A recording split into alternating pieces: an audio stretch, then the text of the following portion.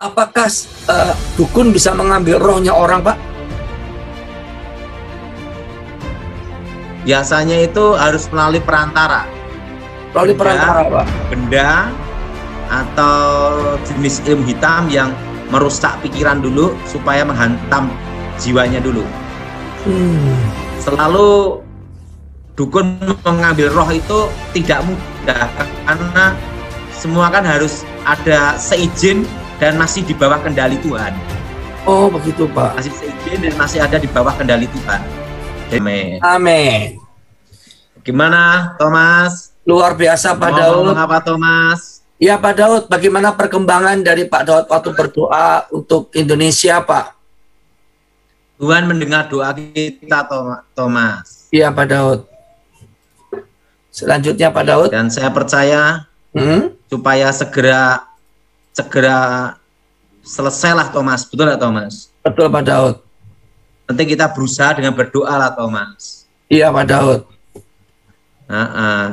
Gimana perkembangannya, Thomas, saat ini? Ya, saat ini PPKM kan diperpanjang, Pak, sampai 2 Agustus, Pak. 2 Agustus. Iya, Pak Daud. Nah, Thomas sekarang ada di mana? Jakarta, Pak Daud. Wah, Thomas ini Jakarta, Semarang, Palangka, Pontianak, ya? Iya, Pak Daud. Saya sempat terbesit ya. Saya tadi pagi kan sempat lihat sebuah tayangan-tayangan, Pak. Tiba-tiba terbesit kata-kata sukma. Apa bedanya sukma sama roh, Pak? Itu hanya istilah kata-kata aja, Thomas. Itu ya, Pak. Sebenarnya sama ya, Pak. Apakah dukun bisa mengambil rohnya orang, Pak? Biasanya itu harus melalui perantara. Melalui perantara, Pak. Benda atau jenis ilmu hitam yang merusak pikiran dulu supaya menghantam jiwanya dulu. Selalu dukun mengambil roh itu tidak mudah karena semua kan harus ada seizin dan masih di bawah kendali Tuhan. Oh, begitu, Pak. Masih seizin dan masih ada di bawah kendali Tuhan. Jadi tidak sembarangan.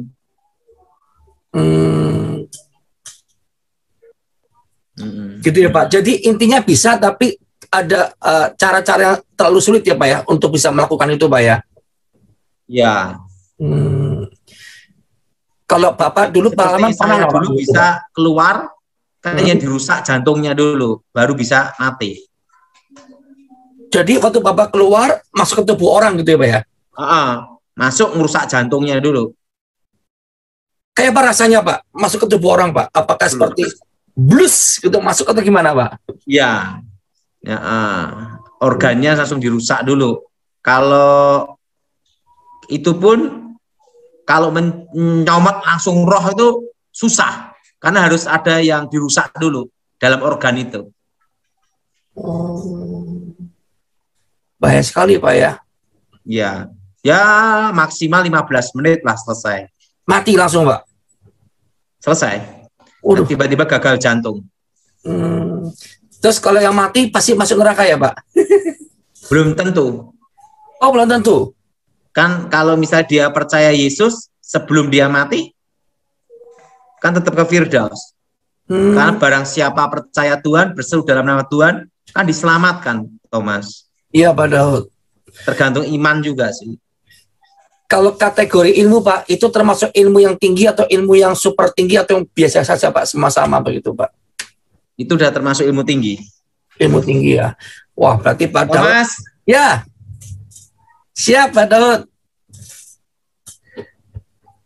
Oh, begitu ya, Pak Daud. Karena kan sekarang ada rumor, Pak. Mau ada ini apa nih, Thomas? Warna hitam tuh, Pak. Apa tuh, Pak? Ini jus daun seledri. Wah, bicara daun seledri, Pak. Sekarang seledri lagi mahal-mahalnya loh, Pak. Betul apa yang Bapak katakan, Pak? Ya, lagi mahal-mahalnya, Pak. Kenapa mahal? Nggak tahu, Pak. Di pasaran, Pak. Sempat menembus 25.000, Pak. Oh iya, kalau saya kan di kebun ya, enak-enak aja, Thomas. Tinggal petik ya, Pak Daud. Kalau tempat saya kemarin nanam seledri enggak jadi ya, akhirnya beli di pasar. Murah, 5.000 dapat banyak. 5.000 dapat banyak ya. Nah, Oke, 5.000 cukup. Kenapa? Apa langkah seledri sekarang, Thomas? Lumayan Pak. Kenapa katanya? Ya, saya tadi pas di Jakarta sini Pak, di dekat sini pasar, katanya sulit distribusinya sekarang Pak. Dari Jawa sudah sulit masuk ke Jakarta Pak. Katanya begitu Pak. Semoga salah Pak. Oh, kalau seledri di tempat kamu di desa. Iya Pak. Katanya di orang-orang di desa-desa sudah banyak yang kena COVID Pak. Tenang aja. Santai aja, Thomas. Tuh Pak, katanya di Palembang sempat tembus 100.000 per kilo Pak. Seledri Pak. Tenang aja. Kalau kita 5.000, Thomas. Wah, kalau gitu kita serbu ya Pak. Gimana para pemirsa? Kita serbu minta Pak Daud jual 5.000 per kilo nanti nih. Jadi seledri ini dijus tanpa apapun. Hanya seledri aja. Gak amis gak Pak? Apa nggak bau langit gak Pak? Sangit gitu. Enak aja tuh, Thomas. Di Jogja kalau aja setiap hari, kalau tempat kita ini kan setiap hari kan saya makan pisang raja, Thomas. Oh. Karena kan saya nanam pohon pisang raja di kebun, Thomas. Iya. Waktu itu kan saya nanam ada 100 bibit, Thomas. 100 bibit pisang raja. Yang jadi separuhnya, Thomas, 50-an lah. Kalau pisang raja, kedua saya nanam apa nih sekarang baru nanam durian hitam. Durian warna hitam Pak Daud. Ya, terkenalnya namanya durian hitam. Oh, saya pikir duriannya warna hitam, kan ada durian warna oranye Pak. Tapi dalamnya enak, itu duri hitam. Sama musangking. Wah, musangking mahal. Bawor. Alpukat, saya alpukat baru nanam alpukat khas itu dari Australia. Saya nanam itu juga. Sama alpukat jenis aligator, Markus, itu ada semua, Thomas. Iya Pak Daud. Penting happy, Thomas. Yes, betul Pak Daud. Dan kalau durian saya, Thomas harus merasakan. Harus di belakang Pak, rumah saya. Siapa? Sebabnya pupuknya langsung dari saya, Thomas. Berarti pupuk alami apa ya? Iya, nanti kamu rasain, Thomas. Aduh, Bapak jangan ngomong dulu Pak, supaya nanti jadi nggak parno. Apalagi bentuknya mirip lagi nanti. Waduh. Ini baru berbunga, Thomas. Oh, berbunga ya. Tapi ada yang jadi, ada yang enggak ya. Gitu ya Pak Daud. Tapi Pak Daud sudah pernah coba dulu durian ala saya coba, enak. Enak Pak Daud. Jadi daur ulang ya Pak Daud, dari Pak Daud untuk Pak Daud lagi ya. Iya. Tapi teman saya jenderal tahu itu enggak mau makan. Iyalah Pak Daud.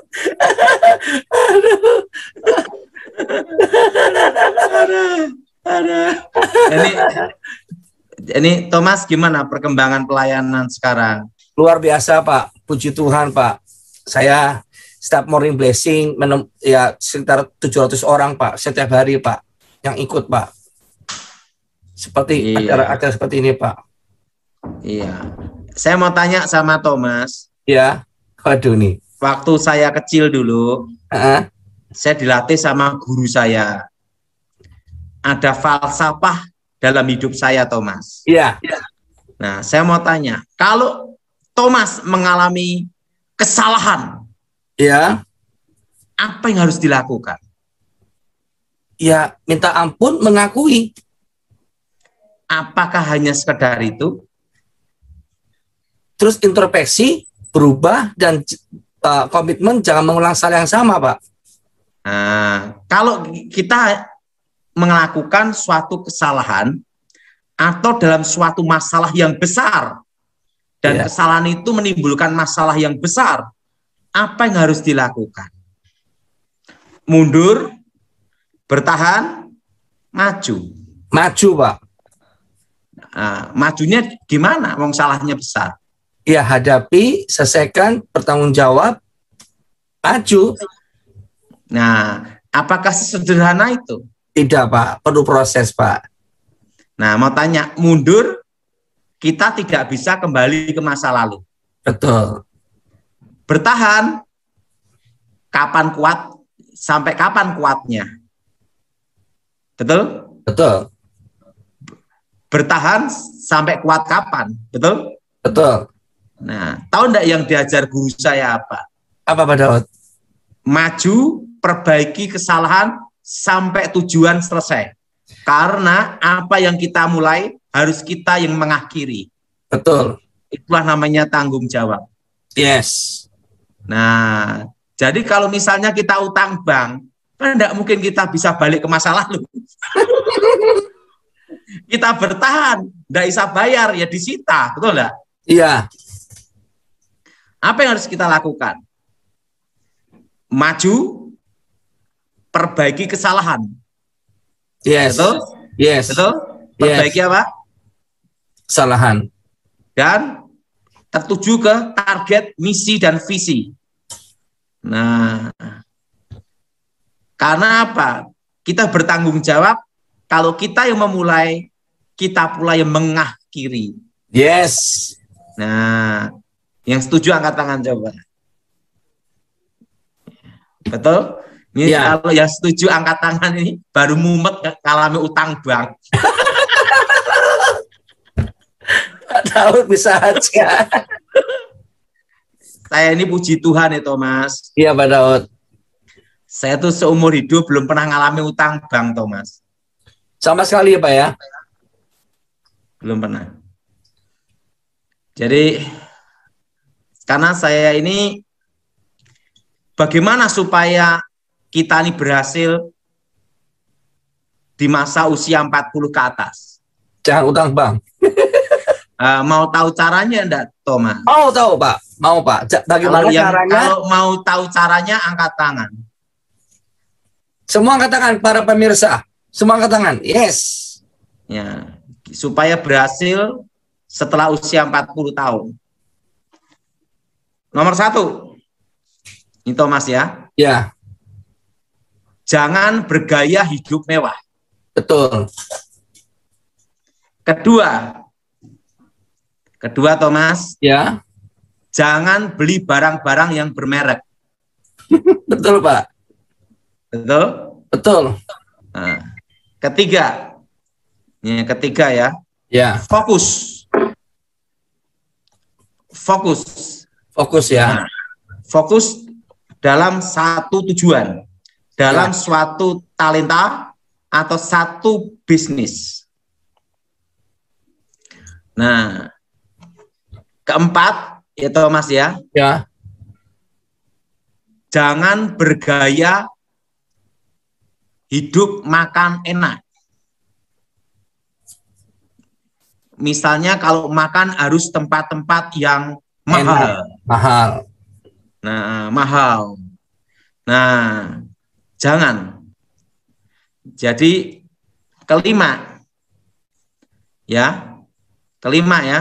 Ya, Kalau kita beli barang bukan hanya untuk senang, tetapi harus berpikir jangka panjang.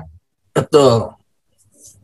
Jadi kalau kita ini beli handphone itu enggak usah yang ini Thomas, yang mahal punya. Jangan.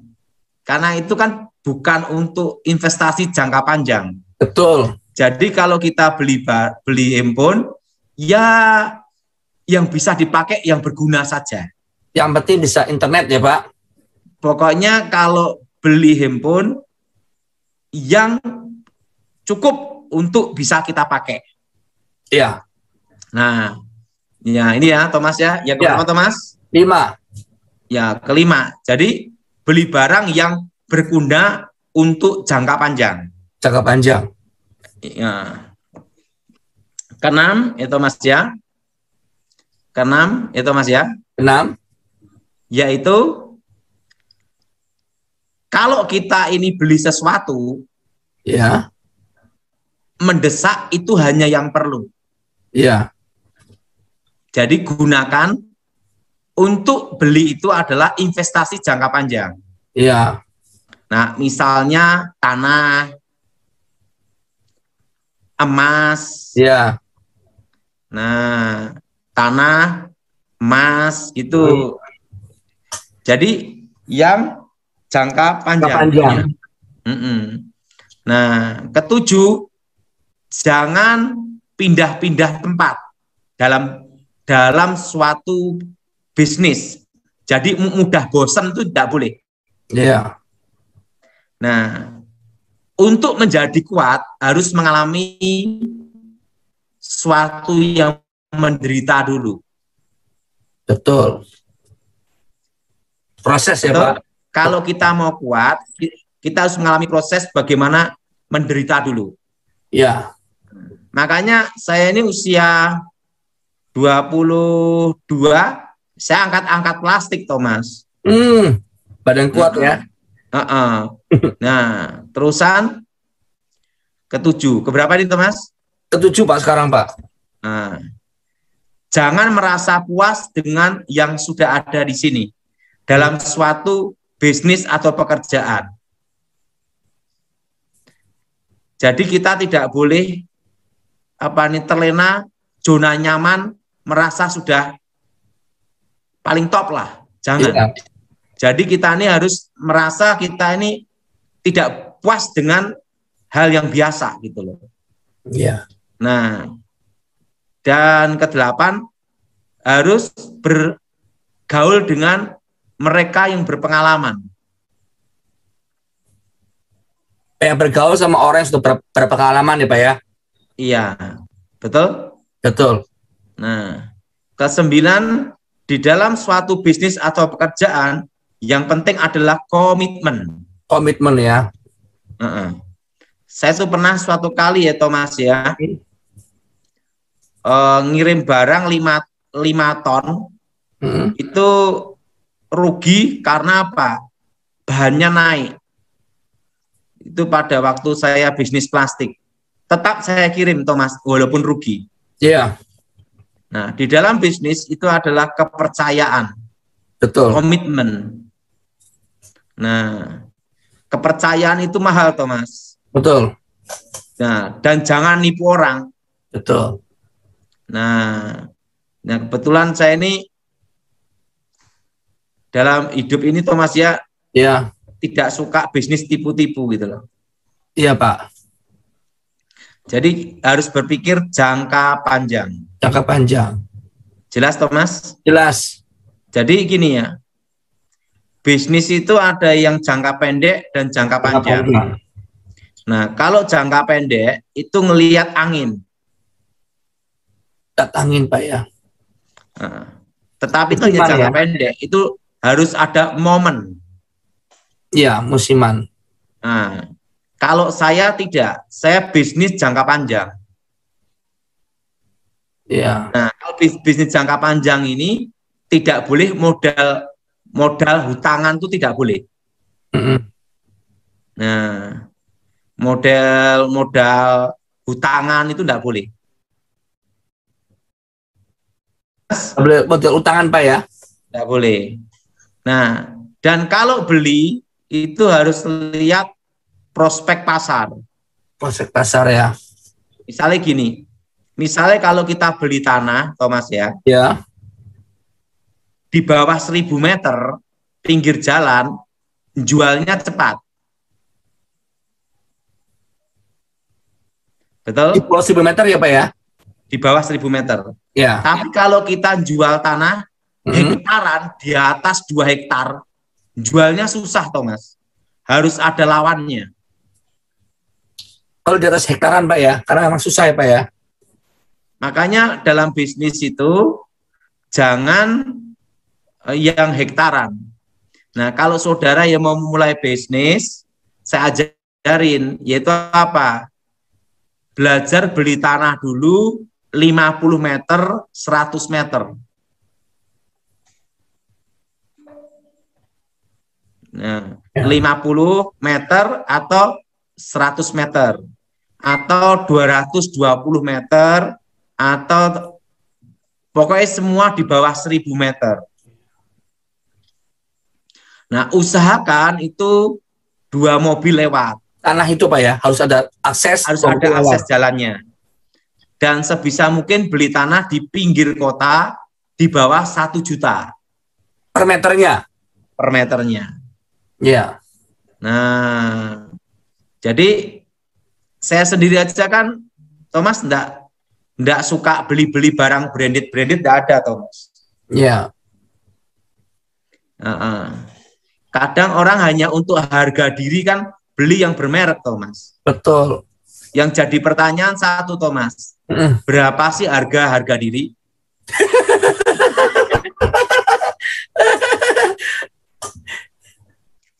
Jadi hidup ini lebih baik sederhana, Thomas. Betul, Pak Daud. Dan di dalam bisnis, Thomas ya, itu harus merasa kita ini masih merintis. Iya. Jangan merasa sampai puncak atau sudah berhasil. Iya. Jadi kita harus punya jiwa, yaitu jiwa bahwa saya masih merintis. Nah, kalau sampai sekarang saya masih merasa merintis, Thomas. Iya, Pak Daud. Nah, dan ingat, usahakan jangan yang suka barang-barang atau hal-hal yang mahal terutama makan itu, Thomas. Iya. Karena kita makan seenak apapun, Thomas, tetap keluarnya sama. Sama. Baunya sama. Betul? Betul. Betul? Betul. Jadi lakukan semuanya itu. Jadi dalam bisnis tuh dari muda saya seperti itu, Thomas. Iya, Pak Daud. Nah, seperti sekarang ini kan saya juga beli tanah ya, Thomas ya, pinggir jalan di bawah 500.000 per meter, Thomas.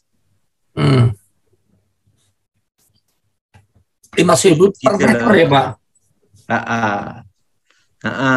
Kalau kebetulan kuncinya itu hidup adalah sederhana, itu aja, Thomas. Ya. Dan satu lawan banyak, 1000 kawan sedikit. Iya. Ingat, Thomas, satu lawan itu banyak. Banyak. 1000 kawan sedikit. Nah, itu. Makanya itulah namanya konsep hidup, Thomas. Iya. Nah, jadi dalam hidup ini ya, Thomas ya, usahakan semua belajar sederhana, rendah hati. Yes. Jadi belilah barang yang perlu. Nah, itu, Thomas. Yes. Nah, dan Thomas, ya, belajar juga yang namanya murah hati. Murah hati, jangan pelit ya, Pak.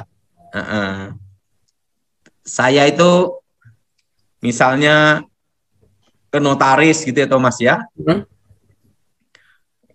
Saya kasih tambahan sendiri, ucapan terima kasih. Kenapa, Thomas? Nah, dari dia nanti dapat informasi.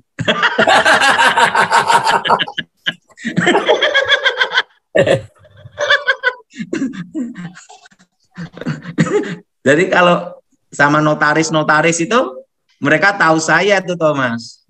Pembeli tanah gitu, Pak ya? Kalau saya beli tanah atau jual beli tanah, pasti saya kasih tambahan, tapi setelah transaksi selesai, Thomas. Ya. Kadang saya ajak makan, sering saya kasih tambahan, Thomas.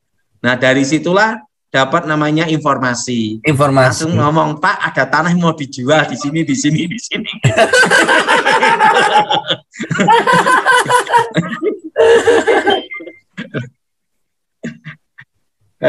Tapi ingat, Thomas, bukan nyogok, bukan. Bukan nyogok, tapi murah hati ya, Pak ya. Termasuk sama makelar itu harus murah hati. Harus murah hati. Makelar tanah. Makanya dan kita harus komit boleh kita ingkari, nggak boleh. Iya. Pokoknya kalau saya kan jual beli tanah, komisinya berapa saya kasih, Thomas. Iya. Tapi yang penting itu, ya itu, murah hati itu banyak informasi. Ya notaris, setelah itu makelar tanah. Jangan menganggap remeh makelar, Thomas, walaupun hanya orang desa atau orang kampung. Betul. Pengalaman hidup saya waktu di pengamanan khusus dulu, semua harus bergaul untuk mendapat informasi. Ya. Nah itu, makanya saya beritahu, satu lawan banyak, 1000 kawan sedikit. Sedikit. Setuju, Thomas? Setuju, Pak. Halo, Pak Daud. Ngerti, Thomas? Ngerti, Pak Daud. Oke, lanjut, Thomas. Lanjut ya, Abraham. Sekarang kita kembali ke pertanyaan untuk pemirsa. 5